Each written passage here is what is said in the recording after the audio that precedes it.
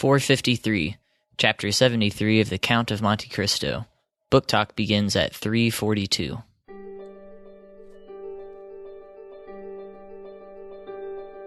Welcome to CraftLit, the podcast for crafters who love books.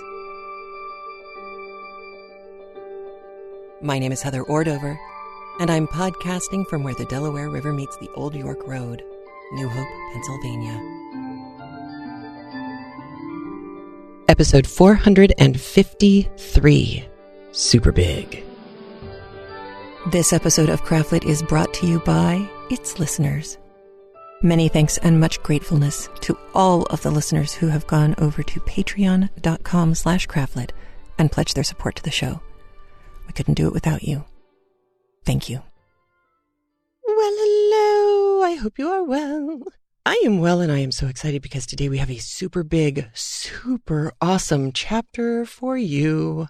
And there was no crafty chat this week because I was still editing the audio for last week's special episode of the Brave New Podcast. It is my conversation with Lise, you remember from the Knitting Rose podcast. She and I talked about Orwell and language and Orwell's essay called Politics in the English Language. And I don't think you necessarily need to have read the essay to get something out of our conversation.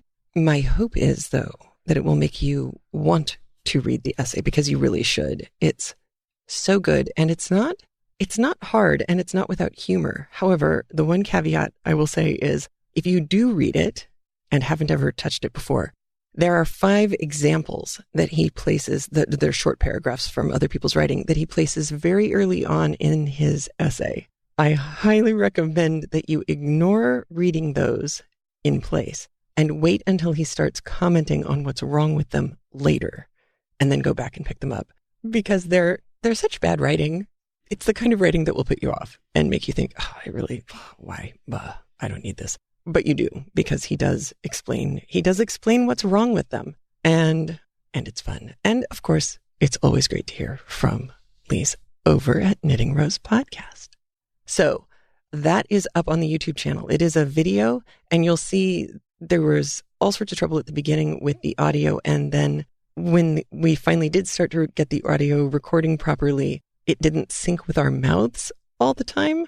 So that's largely what I have been trying to fix, is sliding audio into place to match our mouths as much as possible, because it drives me nuts. I don't know about you, but it does drive me nuts. So that will be up on the YouTube channel, which is youtube.com/craftlit-channel, just little hyphen dash. And that's it. Now, I have a very cool shout out to give, and then I have several voicemails to play for you. The shout out is to Angela, who works with my husband and figured this out on a webinar chat on Blackboard. So, hi, Angela. That was so cool. And you're so excited. He printed out a little screenshot of your conversation, brief as it was. So, hi, and thank you, and welcome. And let's get to our first voicemail.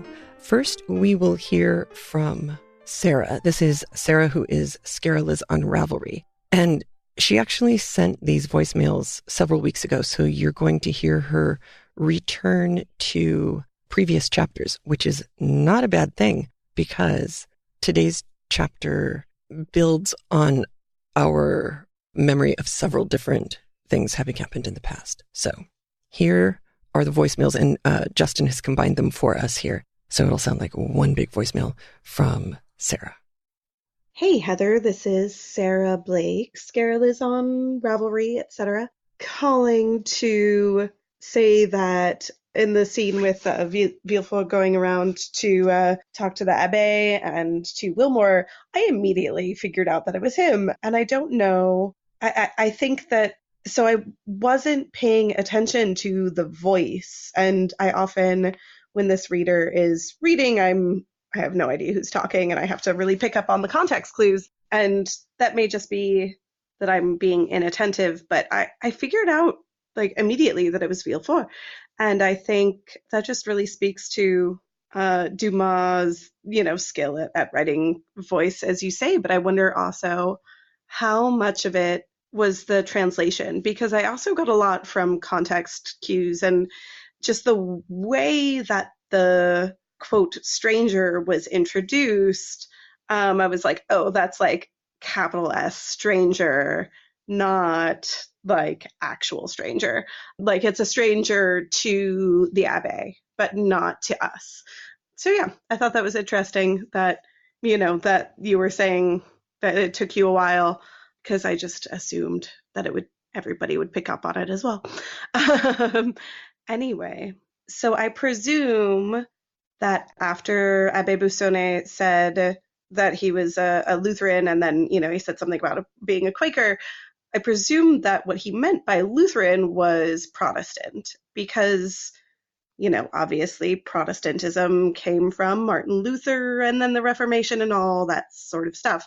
So rather than, it was more like no, he's not Catholic. He's, from one of the sects that, cropped up after Luther and after Luther's ideals, thus a Quaker, because, a Quaker would be derived from that.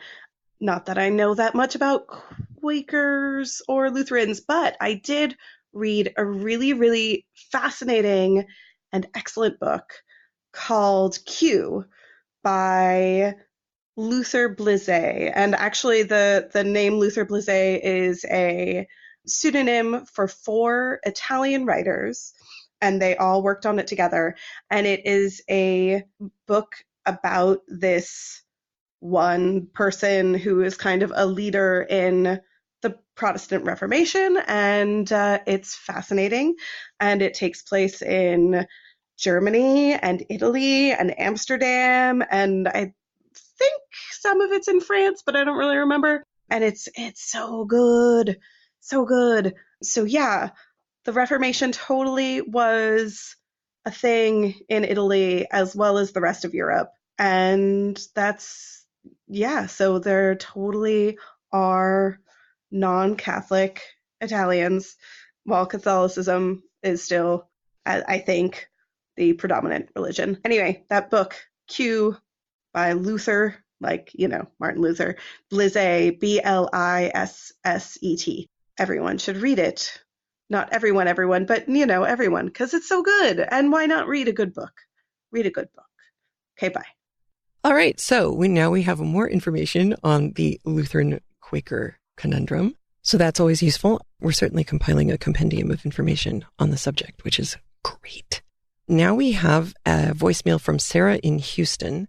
She has a little bit of crafty information for you. I wanted to let you know about a book I've heard of. It's called Knit for Health and Wellness by Betson Corkhill. And I found out about it on a podcast by Christy Glass, and she's going to use it as a book club. And I was going to give her your name because she was interested in people who did things similar to the book, which is about health and wellness. So I just wanted to let you know about the book if you hadn't heard. I love the podcast, and the Count of Monte Cristo is great. Oh, and I can't wait to hear the end of your husband's book. Bye. So that's cool. Thank you, Sarah in Houston, for sharing that information. And I'm so glad you are loving Count of Monte Cristo, as am I. And our 4th voicemail is from Ken in Honolulu. Aloha, Ken. Ken's also loving the Count of Monte Cristo, and he has some more insightful comments for us. So here is what Ken has to say. Hi, Heather. This is Ken from Honolulu. Thank you so much for doing the Count of Monte Cristo and all your comments. Count of Monte Cristo is one of my most favorite books in the world. I enjoy it tremendously. You made some comments about Albert and the Count of Monte Cristo that I didn't ring kind of true to what the story is. I haven't read the story in a very long time, so like you, I've forgotten what happens. But you were saying that Albert is probably in the Count of Monte Cristo's crosshairs. I can't see why. Albert wasn't even a twinkle in his mama's eye when all of this stuff went down. So why take it out on him unless you're going to use him as a pawn? But I don't think that the Count of Monte Cristo would. I don't think that that's he's more of a, let's get the guys that actually did this to me kind of person. So, I don't know, maybe you're right. You know, he's in his crosshairs somewhere down the line. And you're definitely right about the fact that the woman knows who Monte Cristo is. She knows that it's Edmond.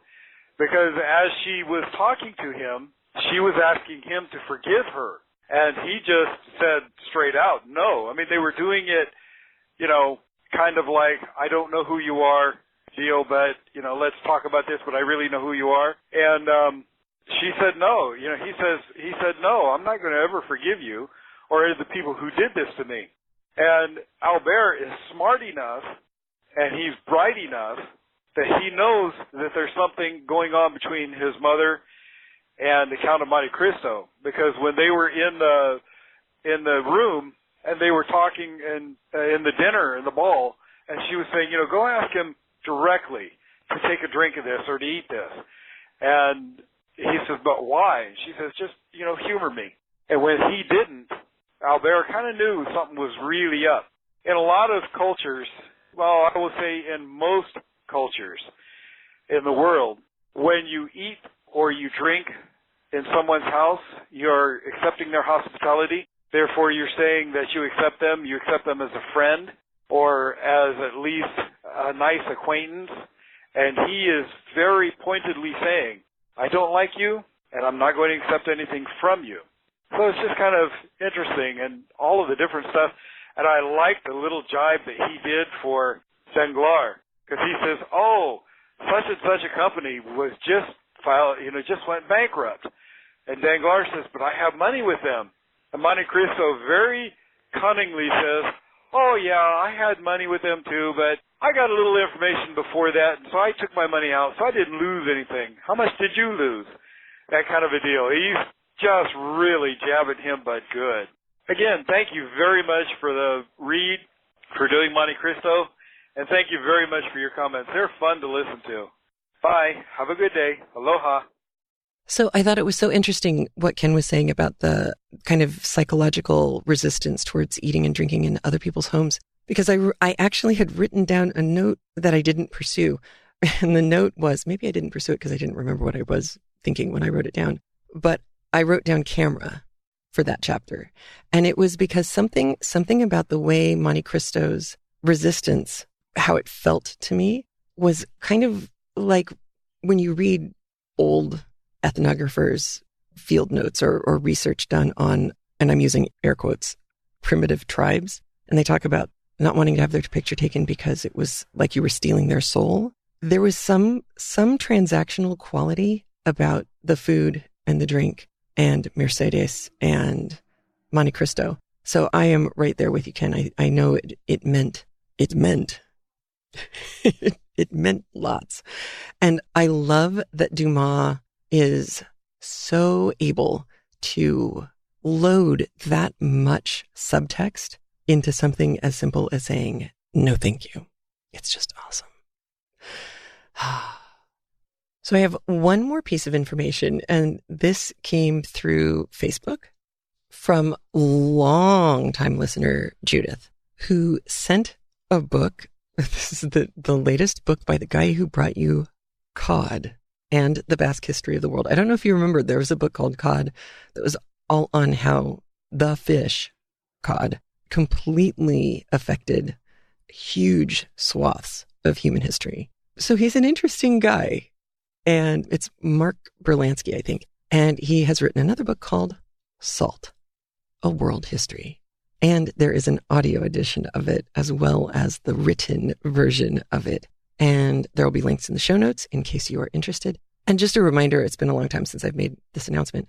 Anytime you follow Amazon links from the CraftLit website, anything that you purchase on Amazon after that point, during that session, that gives credit back to CraftLit. So it's another way of supporting the show. So the link for Amazon is there. You do not have to purchase that specific book in order to benefit CraftLit. Anything you buy on Amazon at that point kicks us back a little bit. And I know a lot of you have been doing this lately, and I really, really appreciate it. Thank you so much for all the ways that you support CraftLit. All right, there is really, truly nothing that I need to give you before we start listening to the chapter. Everything that is mentioned in this chapter that could throw you, we have dealt with before in other chapters, and so here you go. Massively huge chapter 73. So loaded with character-revealing goodness. Here we go.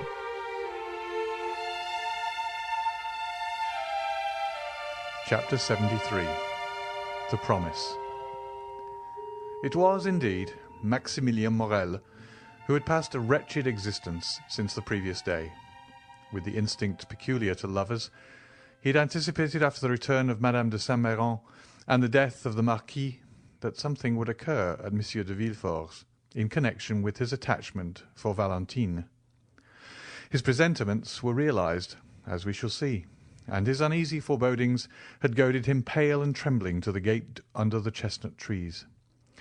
Valentine was ignorant of the cause of this sorrow and anxiety, and as it was not his accustomed hour for visiting her, she had gone to the spot simply by accident, or perhaps through sympathy. Morel called her, and she ran to the gate. "You are here at this hour," said she. "Yes, my poor girl," replied Morel. "I come to bring and to hear bad tidings." "This is indeed a house of mourning," said Valentine. "Speak, Maximilien, although the cup of sorrow seems already full." "Dear Valentine," said Morel, endeavouring to conceal his own emotion, "listen, I entreat you. What I am about to say is very serious. When are you to be married?" "I will tell you all," said Valentine. "From you I have nothing to conceal. This morning the subject was introduced, and my dear grandmother, on whom I have depended as my only support, not only declared herself favourable to it, but is so anxious for it that they only await the arrival of Monsieur d'Épinay, and the following day the contract will be signed." A deep sigh escaped the young man, who gazed long and mournfully at her he loved. "Alas," replied he, "it is dreadful thus to hear my condemnation from your own lips. The sentence is passed, and in a few hours will be executed. It must be so, and I will not endeavour to prevent it. But since you say nothing remains but for Monsieur d'Épinay to arrive, that the contract may be signed, and the following day you will be his. Tomorrow you will be engaged to Monsieur d'Épinay, for he came this morning to Paris." "Oh!" Valentine uttered a cry. "I was at the house of Monte Cristo an hour since," said Morel. "We were speaking, he of the sorrow your family had experienced, and I of your grief, when a carriage rolled into the courtyard. Never till then had I placed any confidence in presentiments, but now I cannot help believing them. At the sound of that carriage I shuddered. Soon I heard steps on the staircase, which terrified me as much as the footsteps of the commander did Don Juan. The door at last opened. Albert de Morcerf entered first, and I began to hope my fears were vain, when after him another young man advanced, and the Count exclaimed, "Ah, here is the Baron Franz d'Épinay." I summoned all my strength and courage to my support. Perhaps I turned pale and trembled, but certainly I smiled, and 5 minutes after I left, without having heard one word that had passed. "Poor Maximilien," murmured Valentine. "Valentine, the time has arrived when you must answer me. And remember, my life depends on your answer. What do you intend doing?" Valentine held down her head. She was overwhelmed. "Listen," said Morel. "It is not the first time you have contemplated our present position, which is a serious and urgent one. I do not think it is a moment to give way to useless sorrow. Leave that for those who like to suffer at their leisure and indulge their grief in secret. There are such in the world, and God will doubtless reward them in heaven for their resignation on earth. But those who mean to contend must not lose one precious moment, but first return immediately the blow which fortune strikes. Do you intend to struggle against our ill fortune?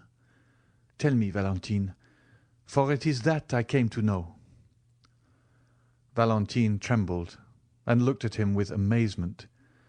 The idea of resisting her father, her grandmother, and all the family had never occurred to her. "What do you say, Maximilien?" asked Valentine. "What do you mean by a struggle?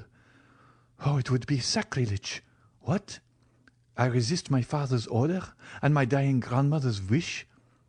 Impossible!" Morel started. "You are too noble not to understand me, and you understand me so well that you already yield, dear Maximilien. No, no, I shall need all my strength to struggle with myself and support my grief in secret, as you say.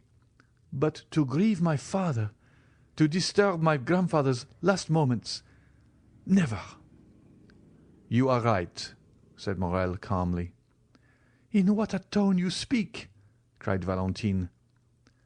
"I speak as one who admires you, mademoiselle." "Mademoiselle?"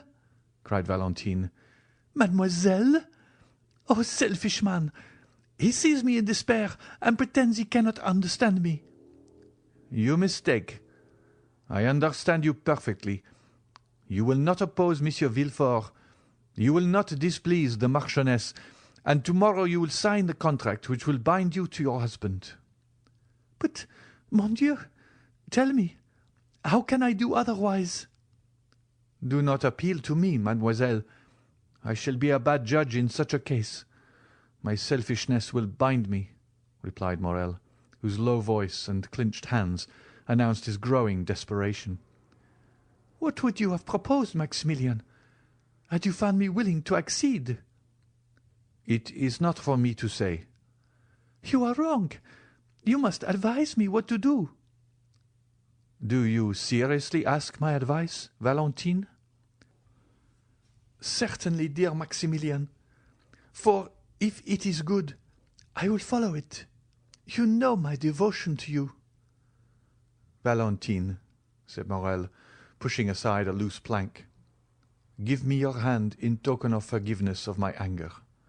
My senses are confused, and during the last hour the most extravagant thoughts have passed through my brain. Oh, if you refuse my advice—" "What do you advise?" said Valentine, raising her eyes to heaven and sighing. "I am free," said Maximilien, "and rich enough to support you. I swear to make you my lawful wife before my lips even shall have approached your forehead." "You make me tremble," said the young girl. "Follow me," said Morel. "I will take you to my sister, who is worthy also to be yours.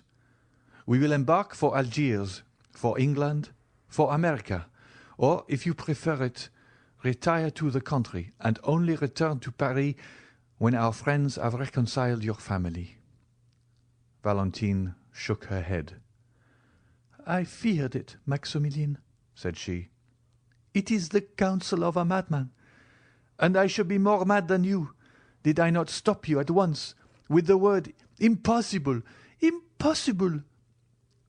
"You will then submit to what fate decrees for you, without even attempting to contend with it?" said Morel sorrowfully.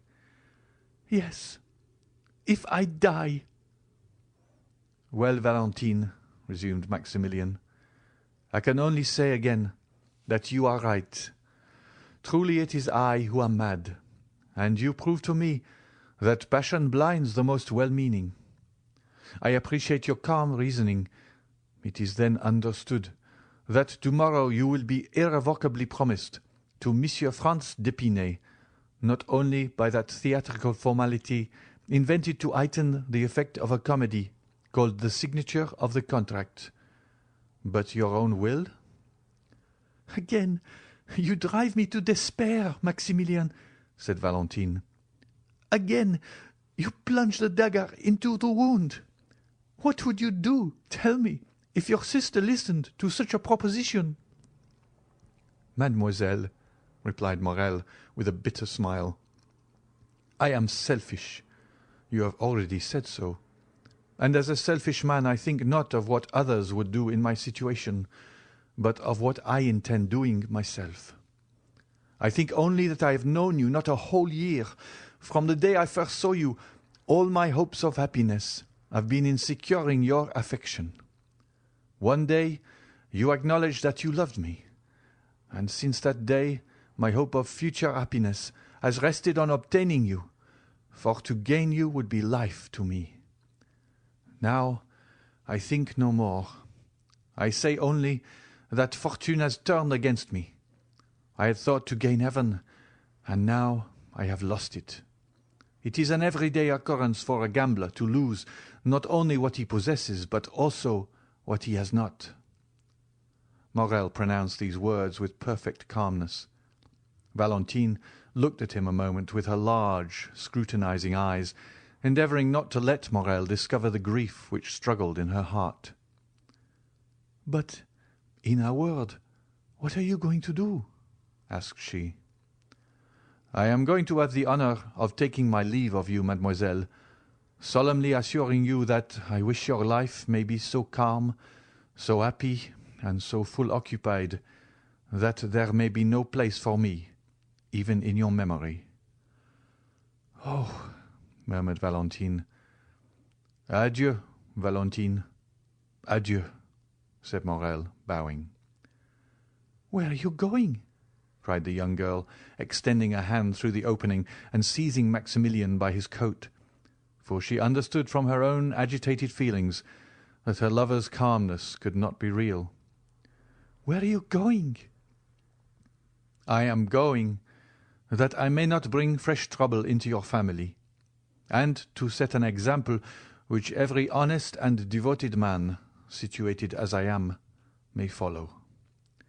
"Before you leave me, tell me what you are going to do, Maximilian." The young man smiled sorrowfully.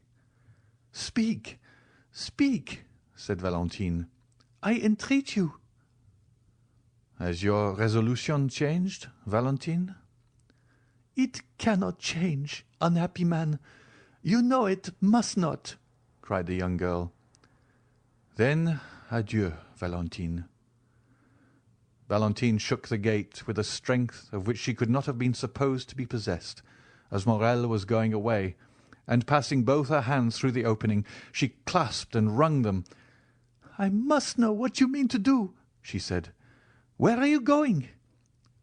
"Oh, fear not," said Maximilian, stopping at a short distance. "I do not intend to render another man responsible for the rigorous fate reserved for me. Another might threaten to seek Monsieur Franz, to provoke him and to fight with him. Oh, that would be folly. What has Monsieur Franz to do with it? He saw me this morning for the first time, and has already forgotten he has seen me. He did not even know I existed when it was arranged by your two families that you should be united. I have no enmity against Monsieur Franz, and promise you the punishment shall not fall on him." "On whom, then? On me?" "On you? Valentine! Oh, heaven forbid! Woman is sacred. The woman one loves is holy." "On yourself, then, unhappy man, on yourself?" "I am the only guilty person, am I not?" said Maximilian. "Maximilian," said Valentine, "Maximilian, come back, I entreat you." He drew near with his sweet smile, and but for his paleness one might have thought him in his usual happy mood. "Listen, my dear, my adored Valentine," said he in his melodious and grave tone. "Those who, like us, have never had a thought for which we need blush before the world, such may read each other's hearts. I never was romantic, and am no melancholy hero. I imitate neither Manfred nor Antony, but without words, protestations, or vows, my life has entwined itself with yours. You leave me, and you are right in doing so. I repeat it, You are right, but in losing you, I lose my life. The moment you leave me, Valentine, I am alone in the world. My sister is happily married. Her husband is only my brother-in-law, that is, a man whom the ties of social life alone attach to me. No one then longer needs my useless life. This is what I shall do. I will wait until the very moment you are married, for I will not lose the shadow of one of those unexpected chances which are sometimes reserved for us, since Monsieur Franz may, after all, die before that time. A thunderbolt may fall even on the altar as you approach. Nothing appears impossible to one condemned to die, and miracles appear quite reasonable when his escape from death is concerned. I will then wait until the last moment, and when my misery is certain, irremediable, hopeless, I will write a confidential letter to my brother-in-law, another to the prefect of police, to acquaint them with my intention. And at the corner of some wood, on the brink of some abyss, on the bank of some river, I will put an end to my existence, as certainly as I am the son of the most honest man who ever lived in France. Valentine trembled convulsively. She loosened her hold of the gate. Her arms fell by her side, and 2 large tears rolled down her cheeks. The young man stood before her, sorrowful and resolute. "Oh, for pity's sake," said she, "you will live, will you not?" "No, on my honour," said Maximilian, "but that will not affect you.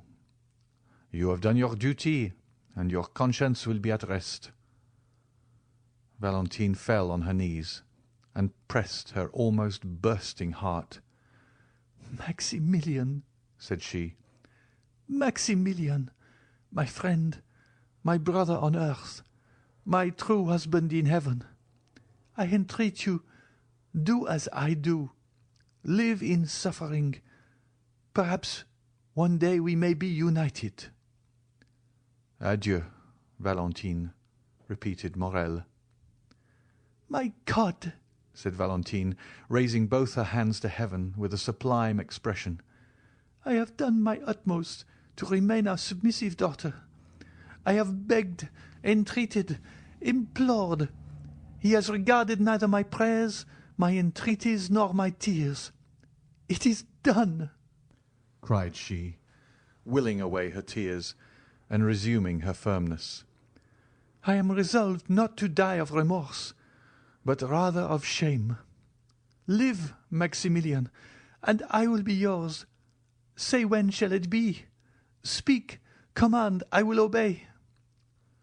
Morel, who had already gone some few steps away, again returned, and, pale with joy, extended both hands towards Valentine through the opening. "Valentine," said he, "dear Valentine, you must not speak thus. Rather let me die. Why should I obtain you by violence, if our love is mutual? Is it from mere humanity you bid me live? I would rather die."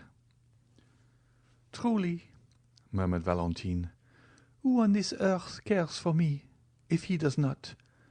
Who has consoled me in my sorrow but he? On whom do my hopes rest? On whom does my bleeding heart repose? On him, always on him. Yes, you are right, Maximilian. I will follow you. I will leave the paternal home. I will give up all. Oh, ungrateful girl that I am!" cried Valentine, sobbing.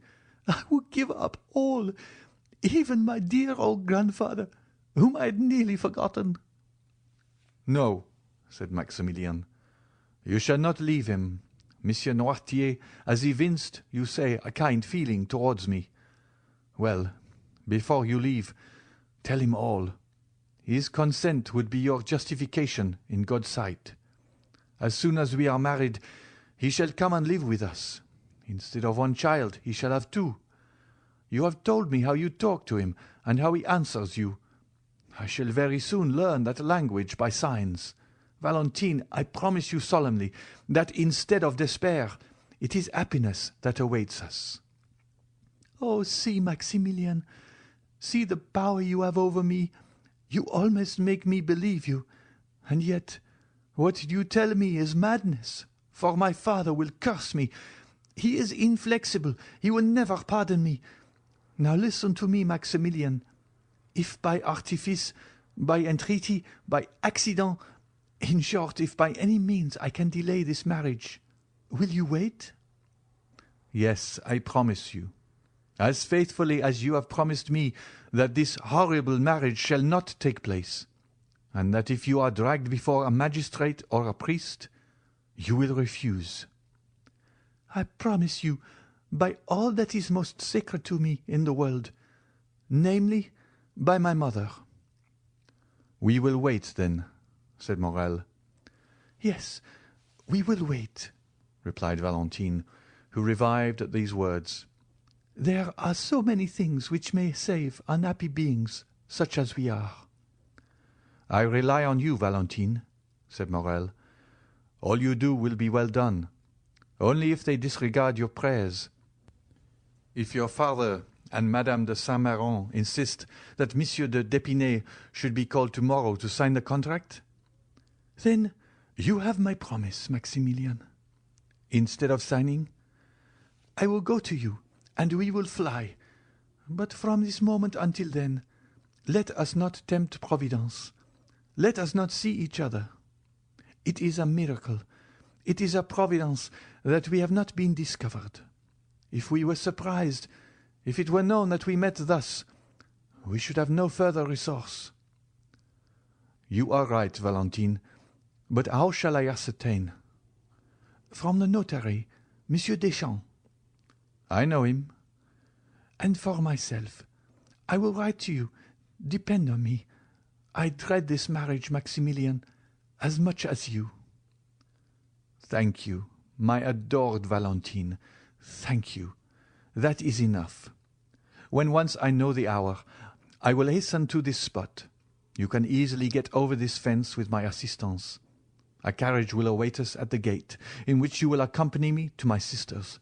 There, living, retired, or mingling in society, as you wish, we shall be enabled to use our power, to resist oppression, and not suffer ourselves to be put to death like sheep, which only defend themselves by sighs." "Yes," said Valentine. "I will now acknowledge you are right, Maximilian. And now are you satisfied with your betrothal?" said the young girl sorrowfully. "My adored Valentine, words cannot express one half of my satisfaction." Valentine had approached, or rather had placed her lips so near the fence that they nearly touched those of Morel, which were pressed against the other side of the cold and inexorable barrier. "Adieu, until we meet again," said Valentine, tearing herself away. "I shall hear from you?" "Yes." "Thanks, thanks, dear love. Adieu." The sound of a kiss was heard, and Valentine fled through the avenue. Morel listened to catch the last sound of her dress brushing the branches, and of her footstep on the gravel, then raised his eyes with an ineffable smile of thankfulness to heaven for being permitted to be thus loved, and then also disappeared. The young man returned home and waited all the evening and all the next day without getting any message. It was only on the following day, at about 10 o'clock in the morning, as he was starting to call on Monsieur Deschamps, the notary, that he received from the postman a small billet, which he knew to be from Valentine, although he had not before seen her writing. It was to this effect: "Tears, entreaties, prayers have availed me nothing. Yesterday, for 2 hours, I was at the church of Saint-Philippe du Roule, and for 2 hours I prayed most fervently. Heaven is as inflexible as man, and the signature of the contract is fixed for this evening at 9 o'clock. I have but one promise and but one heart to give. That promise is pledged to you. That heart is also yours. This evening, then, at 9:15, at the gate. Your betrothed, Valentine de Villefort. P.S. My poor grandmother gets worse and worse. Yesterday her fever amounted to delirium. Today her delirium is almost madness. You'll be very kind to me, will you not, Morel, to make me forget my sorrow in leaving her thus? I think 'tis kept a secret from Grandpapa Noirtier that the contract is to be signed this evening. Morel went also to the notary, who confirmed the news that the contract was to be signed that evening. Then he went to call on Monte Cristo, and heard still more. Franz had been to announce the ceremony, and Madame de Villefort had also written to beg the Count to excuse her not inviting him. The death of Monsieur de Saint-Méran and the dangerous illness of his widow would cast a gloom over the meeting which she would regret should be shared by the Count, whom she wished every happiness. The day before, Franz had been presented to Madame de Saint-Méran, who had left her bed to receive him, but had been obliged to return to it immediately after. It is easy to suppose that Morel's agitation would not escape the Count's penetrating eye. Monte Cristo was more affectionate than ever. Indeed, his manner was so kind that several times Morel was on the point of telling him all. But he recalled the promise he had made to Valentine, and kept his secret. The young man read Valentine's letter 20 times in the course of the day. It was her first, and on what an occasion! Each time he read it, he renewed his vow to make her happy. How great is the power of a woman who has made so courageous a resolution! What devotion does she deserve from him for whom she has sacrificed everything? How ought she really to be supremely loved? She becomes at once a queen and a wife, and it is impossible to thank and love her sufficiently. Morel longed intensely for the moment when he should hear Valentine say, "Here I am, Maximilian. Come and help me." He had arranged everything for her escape. 2 ladders were hidden in the clover field. A cabriolet was ordered for Maximilian alone, without a servant, without lights. At the turning of the first street they would light the lamps, as it would be foolish to attract the notice of the police by too many precautions. Occasionally he shuddered. He thought of the moment when, from the top of that wall, he should protect the descent of his dear Valentine, pressing in his arms for the first time her of whom he had yet only kissed the delicate hand. When the afternoon arrived, and he felt that the hour was drawing near, he wished for solitude. His agitation was extreme. A simple question from a friend would have irritated him.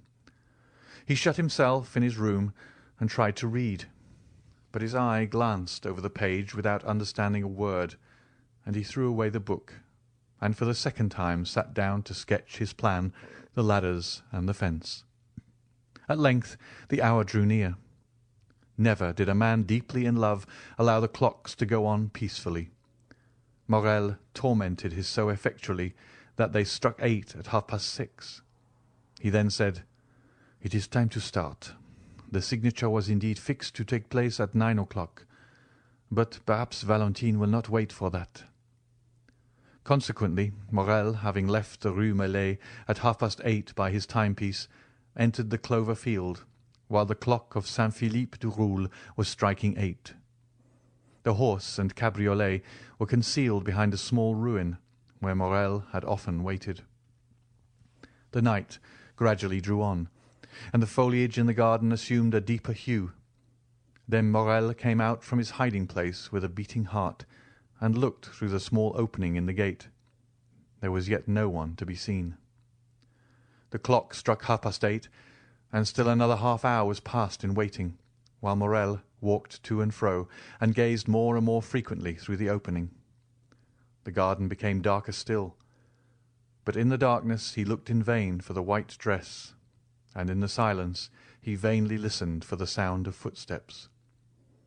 The house, which was discernible through the trees, remained in darkness, and gave no indication that so important an event as the signature of a marriage contract was going on. Morel looked at his watch, which wanted 9:15. But soon the same clock he had already heard strike 2 or 3 times rectified the error by striking 9:30. This was already half an hour past the time Valentine had fixed. It was a terrible moment for the young man.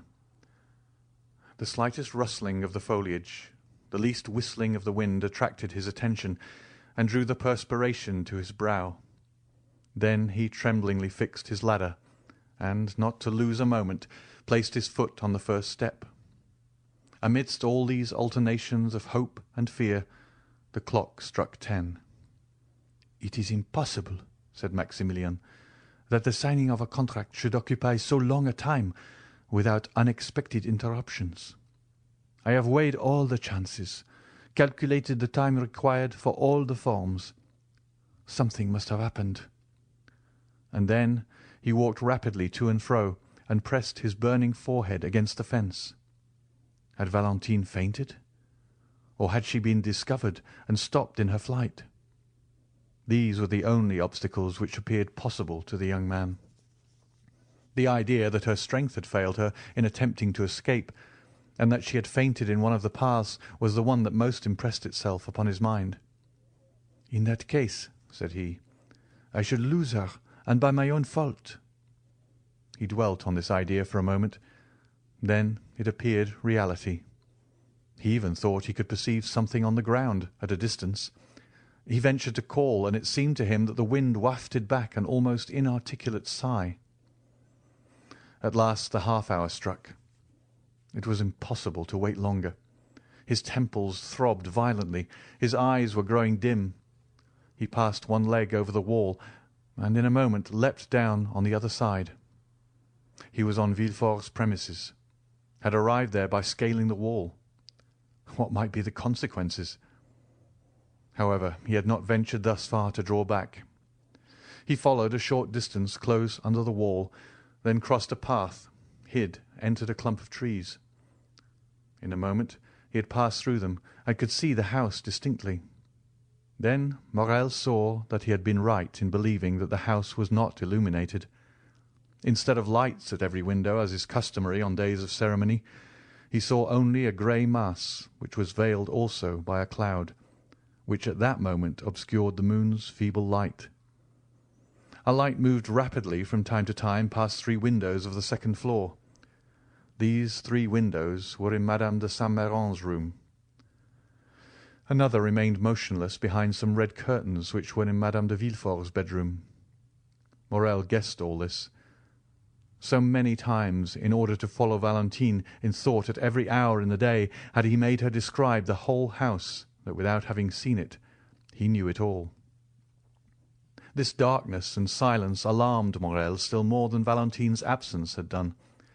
Almost mad with grief, and determined to venture everything in order to see Valentine once more, and be certain of the misfortune he feared, Morel gained the edge of the clump of trees, and was going to pass as quickly as possible through the flower garden, when the sound of a voice, still at some distance, but which was borne upon the wind, reached him. At this sound, as he was already partially exposed to view, he stepped back and concealed himself completely, remaining perfectly motionless. He had formed his resolution. If it was Valentine alone, he would speak as she passed. If she was accompanied, and he could not speak, still he should see her and know that she was safe. If they were strangers, he would listen to their conversation, and might understand something of this hitherto incomprehensible mystery. The moon had just then escaped from behind the cloud which had concealed it, and Morel saw Villefort come out upon the steps, followed by a gentleman in black. They descended and advanced towards the clump of trees, and Morel soon recognized the other gentleman as Dr. d'Avrigny. The young man, seeing them approach, drew back mechanically until he found himself stopped by a sycamore tree in the centre of the clump. There he was compelled to remain. Soon the 2 gentlemen stopped also. "Ah, my dear doctor," said the procureur, "heaven declares itself against my house. What a dreadful death! What a blow! Seek not to console me. Alas, nothing can alleviate so great a sorrow. The wound is too deep and too fresh. Dead! Dead!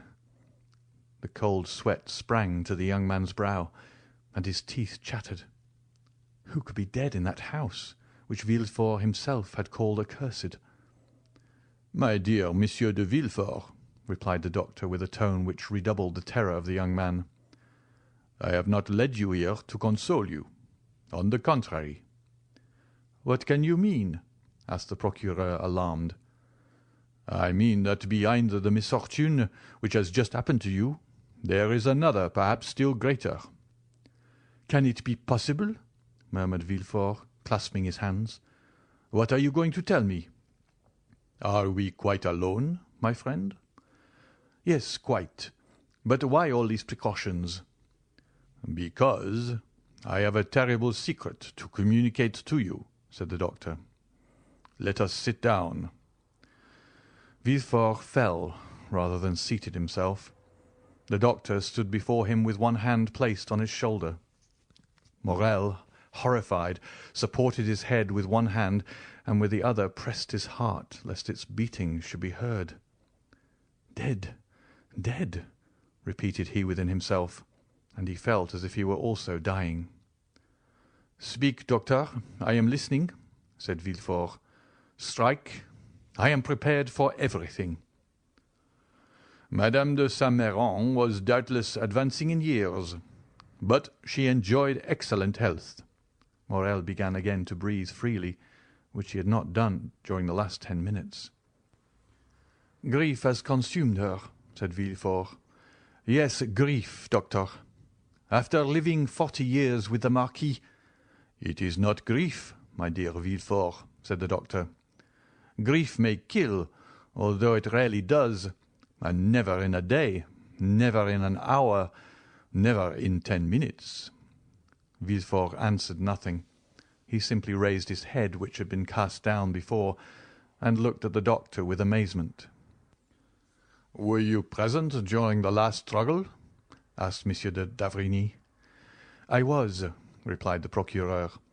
"You begged me not to leave. Did you notice the symptoms of the disease to which Madame de Saint-Méran has fallen a victim?" "I did. Madame de Saint-Méran had 3 successive attacks, at intervals of some minutes, each one more serious than the former. When you arrived, Madame de Saint-Méran had already been panting for breath some minutes. She then had a fit, which I took to be simply a nervous attack, and it was only when I saw her raise herself in the bed, and her limbs and neck appeared stiffened, that I became really alarmed. Then I understood from your countenance there was more to fear than I had thought. This crisis past, I endeavoured to catch your eye, but could not. You held her hand, you were feeling her pulse, and the second fit came on before you had turned towards me. This was more terrible than the first. The same nervous movements were repeated, and the mouth contracted and turned purple. And at the third, she expired. At the end of the first attack, I discovered symptoms of tetanus. You confirm my opinion." "Yes, before others," replied the doctor. "But now we are alone." "What are you going to say? Oh, spare me!" "That the symptoms of tetanus and poisoning by vegetable substances are the same." Monsieur de Villefort started from his seat, then in a moment fell down again silent and motionless. Morel knew not if he were dreaming or awake. "Listen," said the doctor. "I know the full importance of the statement I have just made, and the disposition of the man to whom I have made it." "Do you speak to me as a magistrate or as a friend?" asked Villefort. "As a friend, and only as a friend at this moment. The similarity in the symptoms of tetanus and poisoning by vegetable substances is so great that were I obliged to affirm by oath what I have now stated, I should hesitate.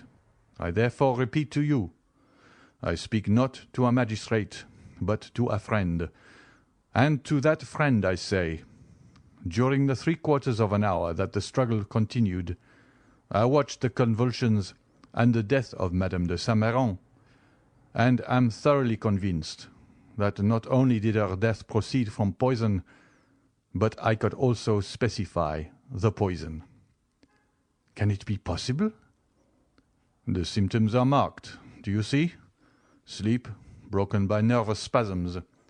Excitation of the brain, torpor of the nerve centers. Madame de Saint-Méran succumbed to a powerful dose of brucine or of strychnine, which by some mistake, perhaps, has been given to her. Villefort seized the doctor's hand. "Oh, it is impossible," said he. "I must be dreaming. It is frightful to hear such things from such a man as you. Tell me, I entreat you, my dear doctor, that you may be deceived." "Doubtless I may, but—" "But?" "But I do not think so." "Have pity on me, doctor.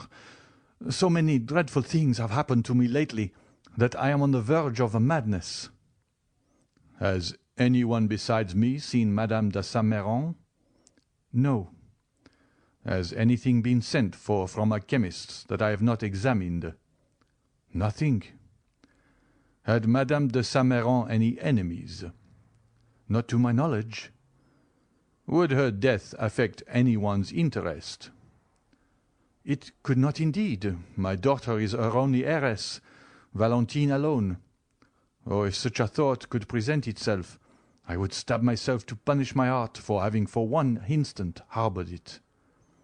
"Indeed, my dear friend," said M. d'Avrigny, "I would not accuse anyone. I speak only of an accident, you understand? Of a mistake. But whether accident or mistake, the fact is there. It is on my conscience and compels me to speak aloud to you. Make inquiry." "Of whom? How? Of what?" "May not Barrois, the old servant, have made a mistake, and have given Madame de Saint-Méran a dose prepared for his master?" "For my father?" "Yes." "But how could a dose prepared for Monsieur Noirtier poison Madame de Saint-Méran?" "Nothing is more simple. You know poisons become remedies in certain diseases of which paralysis is one. For instance, having tried every other remedy to restore movement and speech to Monsieur Noirtier, I resolved to try one last means, and for 3 months I have been giving him brucine, so that in the last dose I ordered for him there were 6 grains. This quantity, which is perfectly safe to administer to the paralyzed frame of Monsieur Noirtier, which has become gradually accustomed to it, would be sufficient to kill another person." "My dear doctor, there is no communication between Monsieur Noirtier's apartment and that of Madame de Saint-Méran, and Barrois never entered my mother-in-law's room. In short, doctor, although I know you to be the most conscientious man in the world, and although I place the utmost reliance on you, I want, notwithstanding my conviction, to believe this axiom, errare humanum est." "Is there one of my brethren in whom you have equal confidence with myself?" "Why do you ask me that?" "What do you wish?" "Send for him. I will tell him what I have seen, and we will consult together and examine the body." "And you will find traces of poison?" "No, I did not say of poison. But we can prove what was the state of the body.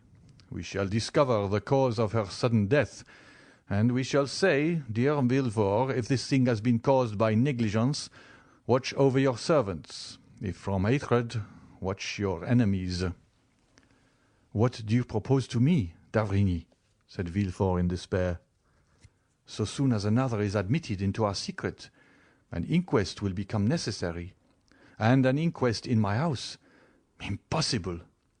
Still," continued the procureur, looking at the doctor with uneasiness, "if you wish it, if you demand it, why, then it shall be done. But, doctor, you see me already so grieved. How can I introduce into my house so much scandal after so much sorrow? My wife and my daughter would die of it. And I, doctor, you know a man does not arrive at the post I occupy One has not been king's attorney 25 years without having amassed a tolerable number of enemies. Mine are numerous. Let this affair be talked of. It will be a triumph for them, which will make them rejoice and cover me with shame. Pardon me, doctor, these worldly ideas, were you a priest, I should not dare to tell you, but you are a man, and you know mankind. Doctor, pray recall your words. You have said nothing, have you? My dear Monsieur de Villefort, replied the doctor, my first duty is to humanity. I would have saved Madame de Saint-Méran, if science could have done it, but she is dead, and my duty regards the living. Let us bury this terrible secret in the deepest recesses of our hearts. I am willing, if anyone should suspect this, that my silence on the subject should be imputed to my ignorance. Meanwhile, sir, watch always. Watch carefully, for perhaps the evil may not stop here, and when you have found the culprit, if you find him, I will say to you, you are a magistrate. Do as you will. I thank you, doctor, said Villefort with indescribable joy. I never had a better friend than you. And as if he feared Dr. d'Avrigny would recall his promise, he hurried him towards the house. When they were gone, Morel ventured out from under the trees, and the moon shone upon his face, which was so pale it might have been taken for that of a ghost. I am manifestly protected in a most wonderful but most terrible manner, said he. But Valentine, poor girl, how will she bear so much sorrow? As he thought thus, he looked alternately at the window with red curtains and the 3 windows with white curtains. The light had almost disappeared from the former. Doubtless Madame de Villefort had just put out her lamp, and the night lamp alone reflected its dull light on the window. At the extremity of the building, on the contrary, he saw one of the 3 windows open. A wax light placed on the mantelpiece threw some of its pale rays without, and a shadow was seen for one moment on the balcony. Morel shuddered. He thought he heard a sob. It cannot be wondered at that his mind, generally so courageous, but now disturbed by the 2 strongest human passions, love and fear, was weakened even to the indulgence of superstitious thoughts. Although it was impossible that Valentine should see him, hidden as he was, he thought he heard the shadow at the window call him. His disturbed mind told him so. This double error became an irresistible reality, and by one of the incomprehensible transports of youth he bounded from his hiding-place, and with 2 strides, at the risk of being seen, at the risk of alarming Valentine, at the risk of being discovered by some exclamation which might escape the young girl, he crossed the flower garden, which by the light of the moon resembled a large white lake, and having passed the rows of orange trees which extended in front of the house, he reached the step, ran quickly up, and pushed the door, which opened without offering any resistance. Valentine had not seen him. Her eyes, raised towards heaven, were watching a silvery cloud gliding over the azure, its form that of a shadow mounting towards heaven. Her poetic and excited mind pictured it as the soul of her grandmother. Meanwhile, Morel had traversed the anteroom and found the staircase, which, being carpeted, prevented his approach being heard, and he had regained that degree of confidence that the presence of Monsieur de Villefort even would not have alarmed him. He was quite prepared for any such encounter. He would at once approach Valentine's father and acknowledge all, begging Villefort to pardon and sanction the love which united 2 fond and loving hearts. Morel was mad. Happily, he did not meet anyone. Now, especially, did he find the description Valentine had given of the interior of the house useful to him. He arrived safely at the top of the staircase, and while he was feeling his way, a sob indicated the direction he was to take. He turned back. A door, partly opened, enabled him to see his road and to hear the voice of one in sorrow. He pushed the door open and entered. At the other end of the room, under a white sheet which covered it, lay the corpse, still more alarming to Morel since the account he had so unexpectedly overheard. By its side, on her knees, and with her head buried in the cushion of an easy-chair, was Valentine, trembling and sobbing, her hands extended above her head, clasped and stiff. She had turned from the window, which remained open, and was praying in accents that would have affected the most unfeeling. Her words were rapid, incoherent, unintelligible, for the burning weight of grief almost stopped her utterance. The moon, shining through the open blinds, made the lamp appear to burn paler, and cast a sepulchral hue over the whole scene. Morel could not resist this. He was not exemplary for piety. He was not easily impressed. But Valentine suffering, weeping, wringing her hands before him, was more than he could bear in silence. He sighed and whispered a name, and the head bathed in tears and pressed on the velvet cushion of the chair, a head like that of a Magdalene by Correggio, was raised and turned toward him. Valentine perceived him without betraying the least surprise. A heart overwhelmed with one great grief is insensible to minor emotions. Morel held out his hand to her. Valentine, as her only apology for not having met him, pointed to the corpse under the sheet, and began to sob again. Neither dared for some time to speak in that room. They hesitated to break the silence which death seemed to impose. At length Valentine ventured. "My dear friend," said she, "how came you here? Alas, I would say you are welcome, had not death opened the way for you into this house." "Valentine," said Morel with a trembling voice, "I had waited since 8:30, and did not see you come. I became uneasy, leapt the wall, found my way through the garden, when voices conversing about the fatal event." "What voices?" asked Valentine.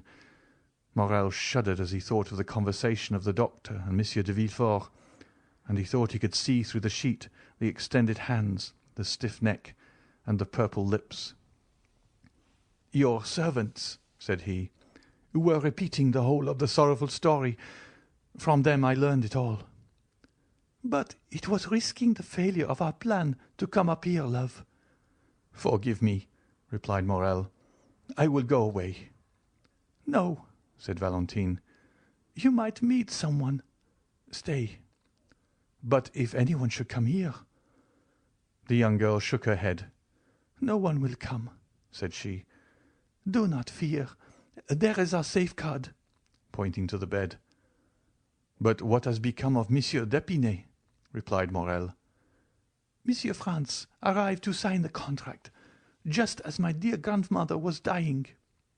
"Alas," said Morel with a feeling of selfish joy, for he thought this death would cause the wedding to be postponed indefinitely. "But what redoubles my sorrow," continued the young girl, as if this feeling was to receive its immediate punishment, "is that the poor old lady on her deathbed requested that the marriage might take place as soon as possible. She also, thinking to protect me, was acting against me." "Hark!" said Morel. They both listened. Steps were distinctly heard in the corridor and on the stairs. "It is my father, who has just left his study." "To accompany the doctor to the door?" added Morel. "How did you know it is the doctor?" asked Valentine, astonished. "I imagined it must be," said Morel. Valentine looked at the young man. They heard the street door close. Then Monsieur de Villefort locked the garden door and returned upstairs. He stopped a moment in the anteroom, as if hesitating whether to turn to his own apartment or into Madame de Saint-Méran's. Morel concealed himself behind a door. Valentine remained motionless, grief seeming to deprive her of all fear. Monsieur de Villefort passed on to his own room. "Now," said Valentine, "you can neither go out by the front door nor by the garden." Morel looked at her with astonishment. "There is but one way left that is safe," she said. "It is through my grandfather's room." She rose. "Come," she added. "Where?" asked Maximilian. "To my grandfather's room." "I? In Monsieur Noirtier's apartment?" "Yes." "Can you mean it, Valentine?" "I have long wished it. He is my only remaining friend, and we both need his help. Come." "Be careful, Valentine," said Morel, hesitating to comply with the young girl's wishes. "I now see my error. I acted like a madman in coming here. Are you sure you are more reasonable?" "Yes," said Valentine, "and I have but one scruple, that of leaving my dear grandmother's remains, which I had undertaken to watch." "Valentine," said Morel, "death is in itself sacred." "Yes," said Valentine. "Besides, it will not be for long." She then crossed the corridor and led the way down a narrow staircase to Monsieur Noirtier's room. Morel followed her on tiptoe. At the door they found the old servant. "Barrois," said Valentine, "shut the door and let no one come in." She passed first. Noirtier, seated in his chair and listening to every sound, was watching the door. He saw Valentine, and his eye brightened. There was something grave and solemn in the approach of the young girl which struck the old man, and immediately his bright eye began to interrogate. "Dear grandfather," said she hurriedly, "you know poor grandmamma died an hour since, and now I have no friend in the world but you."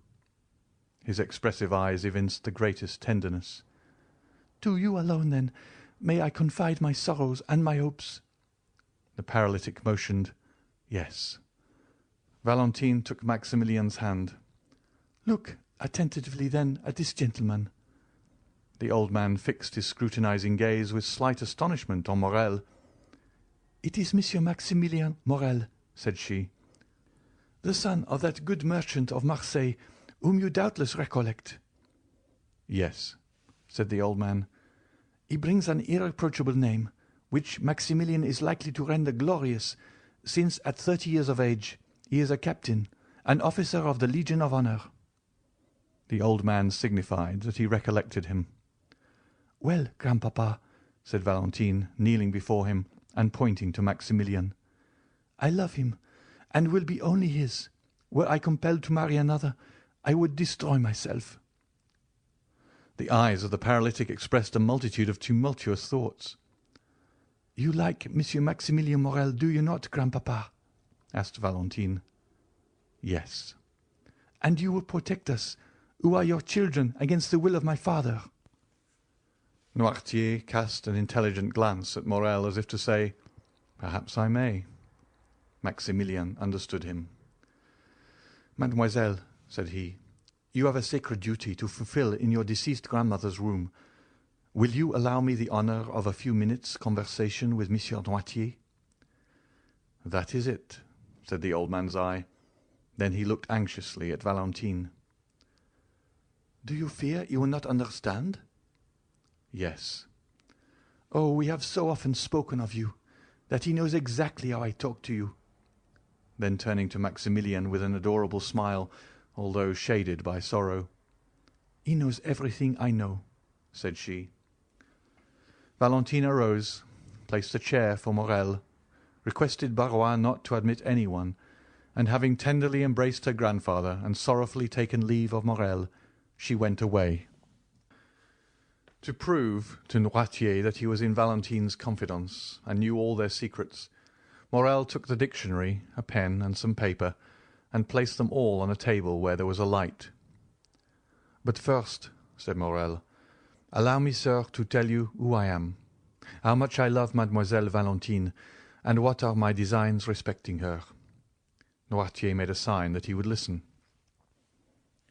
It was an imposing sight to witness this old man, apparently a mere useless burden, becoming the sole protector, support, and adviser of the lovers who were both young, beautiful, and strong. His remarkably noble and austere expression struck Morel, who began his story with trembling. He related the manner in which he had become acquainted with Valentine, and how he had loved her, and that Valentine, in her solitude and her misfortune, had accepted the offer of his devotion. He told him his birth, his position, his fortune, and more than once, when he consulted the look of the paralytic, that look answered, "That is good. Proceed." "And now," said Morel, when he had finished the first part of his recital, "now I have told you of my love and my hopes, may I inform you of my intentions?" "Yes," signified the old man. "This was our resolution. A cabriolet was in waiting at the gate, in which I intended to carry off Valentine to my sister's house, to marry her, and to wait respectfully Monsieur de Villefort's pardon." "No," said Noirtier. "We must not do so?" "No." "You do not sanction our project?" "No." "There is no other way," said Morel. The old man's interrogative eye said, "What?" "I will go," continued Maximilian. "I will seek Monsieur Franz d'Épinay. I am happy to be able to mention this in Mademoiselle de Villefort's absence, and will conduct myself toward him so as to compel him to challenge me." Noirtier's look continued to interrogate. "You wish to know what I will do?" "Yes." "I will find him as I told you. I will tell him the ties which bind me to Mademoiselle Valentine. If he be a sensible man, he will prove it by renouncing of his own accord the hand of his betrothed, and will secure my friendship and love until death. If he refuse, either through interest or ridiculous pride, after I have proved to him that he would be forcing my wife from me, that Valentine loves me and will have no other, I will fight him, give him every advantage, and I shall kill him, or he will kill me. If I am victorious, I will not marry Valentine, and if I die, I am very sure Valentine will not marry him." Noirtier watched with indescribable pleasure this noble and sincere countenance, on which every sentiment his tongue uttered was depicted, adding by the expression of his fine features all that colouring adds to a sound and faithful drawing. Still, when Morel had finished, he shut his eyes several times, which was his manner of saying no. "No?" said Morel. "You disapprove of this second project, as you did of the first?" "I do," signified the old man. "But what then must be done?" asked Morel. "Madame de Saint-Méran's last request was that the marriage might not be delayed. Must I let things take their course?" Noirtier did not move. "I understand," said Morel. "I am to wait." "Yes." "But delay may ruin our plans, sir," replied the young man. "Alone, Valentine has no power. She will be compelled to submit. I am here almost miraculously, and can scarcely hope for so good an opportunity to occur again. Believe me, there are only the two plans I have proposed to you. Forgive my vanity, and tell me which you prefer. Do you authorize Mademoiselle Valentine to entrust herself to my honor?" "No." "Do you prefer I seek out Monsieur d'Épinay?" "No." "Whence, then, will you come the help we need? From chance?" resumed Morel. "No." "From you?" "Yes." "You thoroughly understand me, sir. Pardon my eagerness, for my life depends on your answer. Will our help come from you?" "Yes." "You are sure of it?" "Yes." There was so much firmness in the look which gave this answer, no one could at any rate doubt his will, if they did his power. "Oh, thank you 1,000 times! But how? Unless a miracle should restore your speech, your gesture, your movement, how can you, chained to that armchair, dumb and motionless, oppose this marriage?" A smile lit up the old man's face, a strange smile of the eyes in a paralyzed face. "Then I must wait?" asked the young man. "Yes." "But the contract?" The same smile returned. "Will you assure me it shall not be signed?" "Yes," said Noirtier. "The contract shall not be signed!" cried Morel. "Oh, pardon me, sir. I can scarcely realize so great a happiness. Will they not sign it?" "No," said the paralytic. Notwithstanding that assurance, Morel still hesitated. This promise of an impotent old man was so strange that, instead of being the result of the power of his will, it might emanate from enfeebled organs.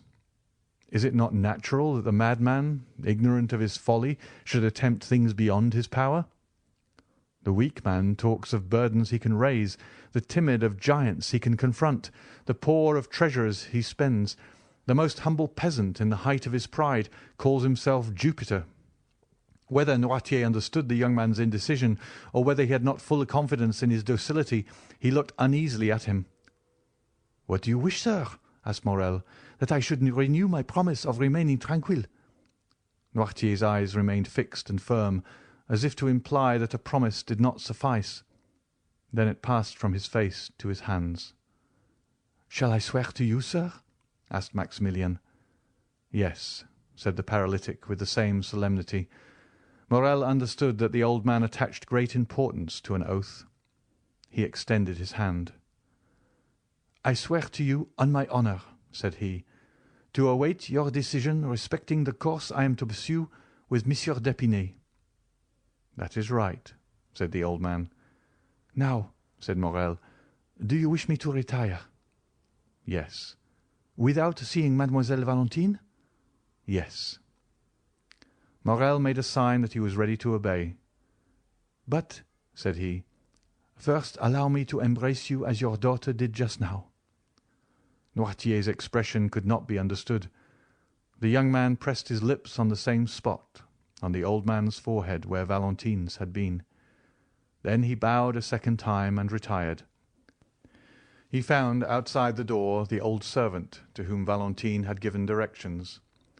Morel was conducted along a dark passage, which led to a little door opening on the garden.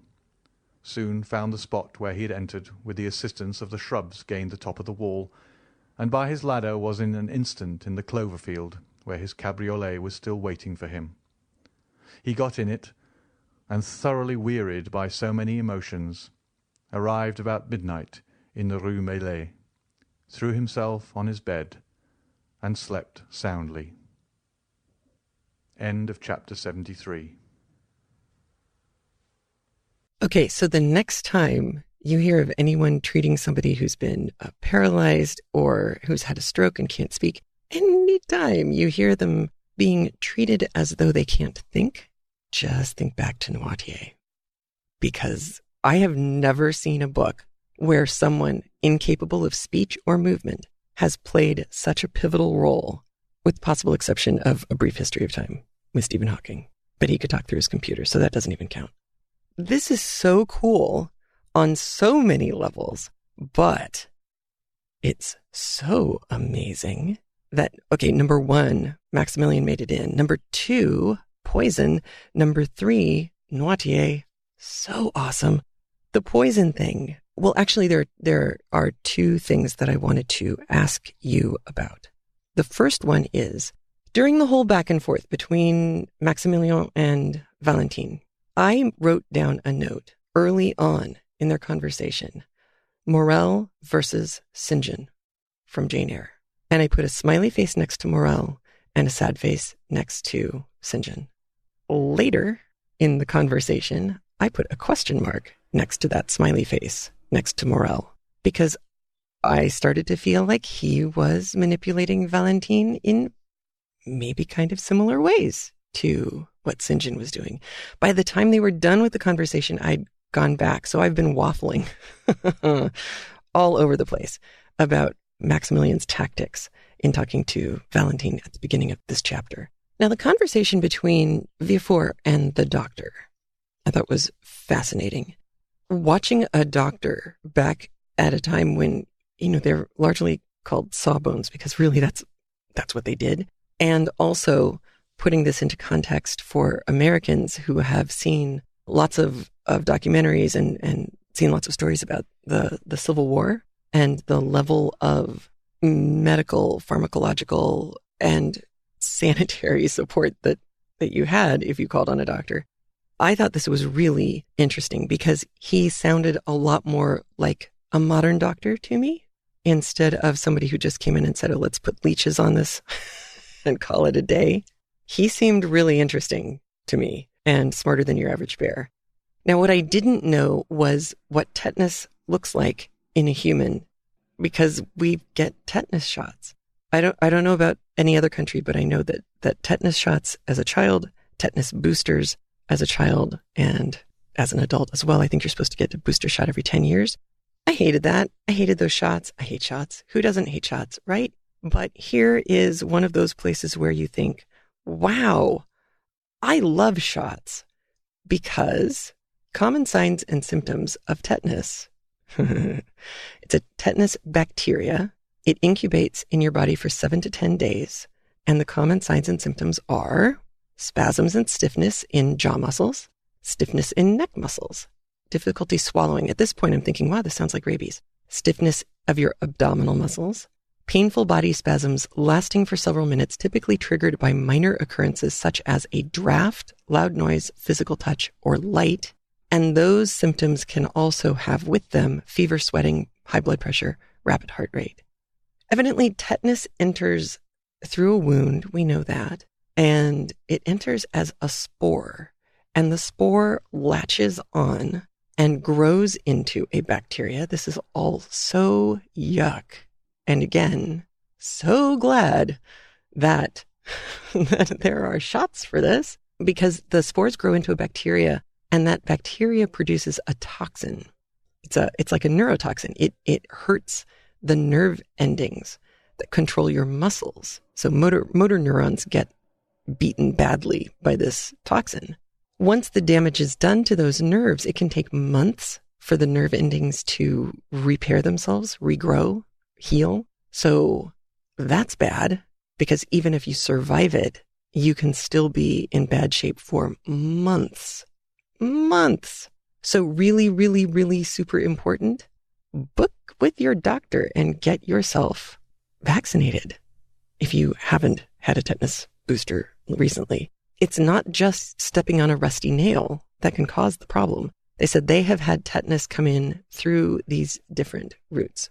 The things you already know of: puncture wounds, stepping on a nail, stepping on something spiky in general, splinters, piercings, tattoos, injection of drugs with unsanitary needles, gunshot wounds, compound fractures, because if the skin has torn, stuff can get in, and then it'll get all the way in. That would be really bad.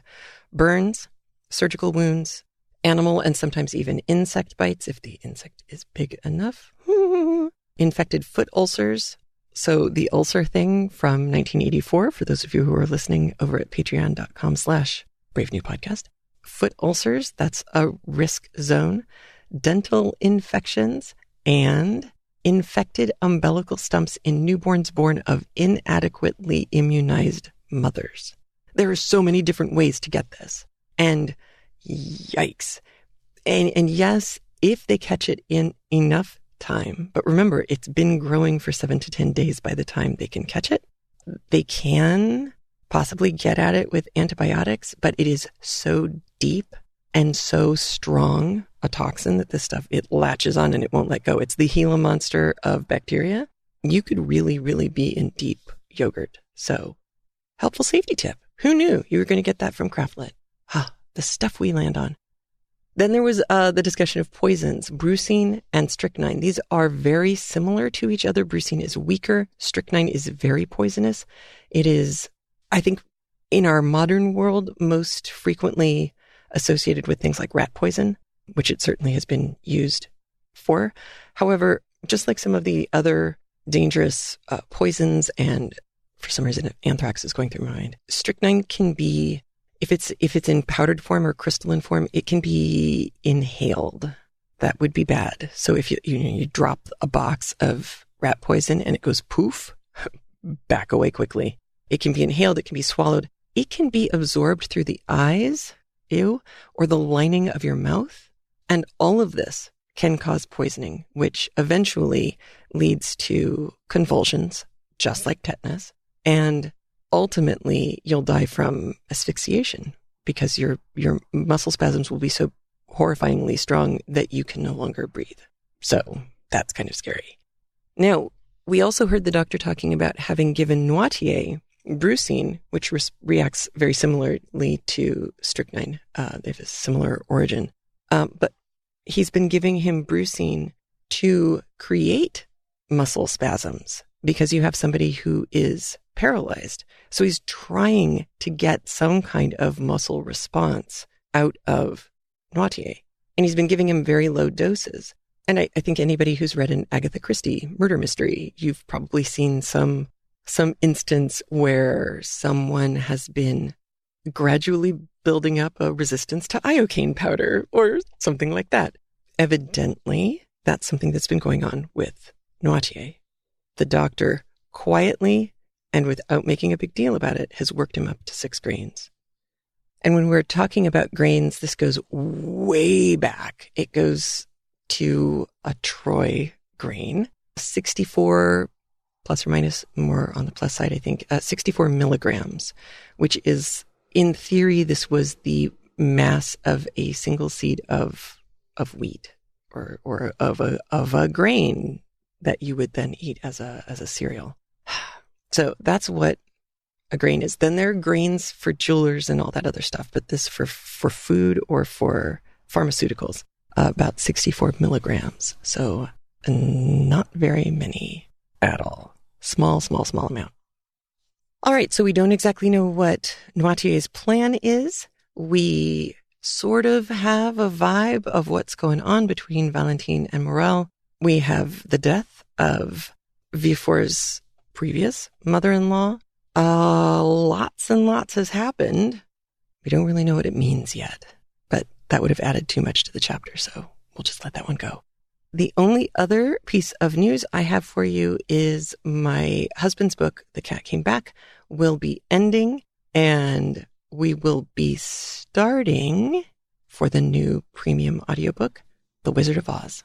It's time. It's taken a while. I have an expert on The Wizard of Oz who I have on deck to record with me, and I think you will be fascinated by what he has to say.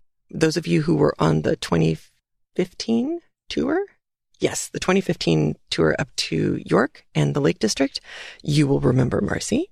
Marcy's husband is our expert. So very exciting. I am looking forward to this. We only have a couple more episodes for Cat Came Back, and then it's done, and Wizard of Oz begins. If you are not currently a premium audio member, but are interested in it, I have an infographic over at craftlit.com/453. I'm also posting the graphic on Facebook. I hope, helps to explain all of the different ways that you can access CraftLit based on your needs and desires. I hope it helps, because I know it's confusing. The show's been around for so long that technology grew up around us, and there are plenty of people who are still using kind of the old school technology, and I don't want to push them off that. So there are lots of ways to listen. So you should have no trouble finding the way that is best for you. All right. Thank you so much for listening. Thank you for making it all the way through this chapter, and I'll talk to you soon. Take care. Have a great one. Bye. A big thanks to all the CraftLit listeners who support the show by being a premium audio member via craftlit.com/premium or via patreon.com/craftlit. Your support for the show is what's kept us going since 2006. If you feel like getting free audio pretty much every week, please consider supporting the show by heading over to patreon.com/craftlit and pledging what you feel the show is worth to you. If you can't support the show that way, consider leaving a review at iTunes or at our facebook.com/craftlit page, or follow at CraftLit on Twitter and share the show with your followers too. And remember, if your hands are too busy to pick up a book, at least you can turn one on.